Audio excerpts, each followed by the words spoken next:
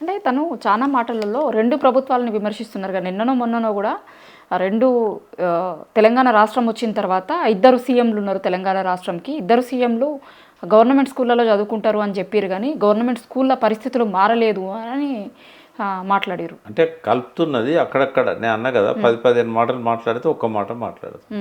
అంటే అనలేదు అనకుండా, బట్ డెలిబరేట్గా. ఇప్పుడు 2 ఏళ్ల కింద ప్రజలు ఓడించిన ప్రభుత్వం ఇంకా అవసరమే ఉన్నది.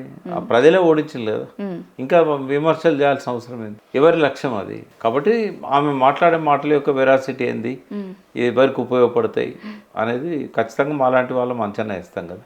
నేనేమంటున్నా, ఆమెకు పట్టుదల ఉంది, ఆమెకు ప్రతిభ ఉంది, ఆమెకు అనుభవం ఉంది, ఏదో చేయాలనే తపన ఉంది, ఎక్కడికో ఎగబాకాలనే కోరిక ఉంది, కావాల్సినంత డబ్బు ఉండొచ్చు, డబ్బు మొబిలైజ్ చేయగలిగిన శక్తి ఉండొచ్చు. ఒక మంచి ఆల్టర్నేట్ లీడర్గా ఎదగాలి. ఒక ఆల్టర్నేట్ పొలిటికల్ పార్టీ అవసరం ఉన్నదనుకుంటే ఆ పార్టీ ఒక కొత్త పద్ధతిలో నిర్మాణం చేయాలి.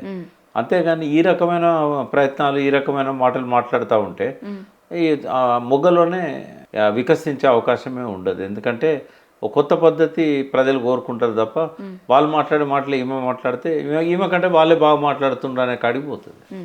కాబట్టి ఆమె ఎదుగుదల మీద ఆమెకు ఒక నమ్మకము, ఒక చేరాలి నేను అనుకున్న స్థానానికి అనే కోరిక ఉంటే ఒక మెంటర్ని పెట్టుకోవాలి. వాళ్ళ గైడెన్స్లో, డైరెక్షన్లో ఎక్కడ తప్పు చేస్తున్నది, ఎక్కడ తప్పు మాట్లాడుతున్నది, ఎవరిని టార్గెట్ చేయాలి, ఎవరికి అగెనిస్ట్గా పోవాలి, జనం మూడేంది,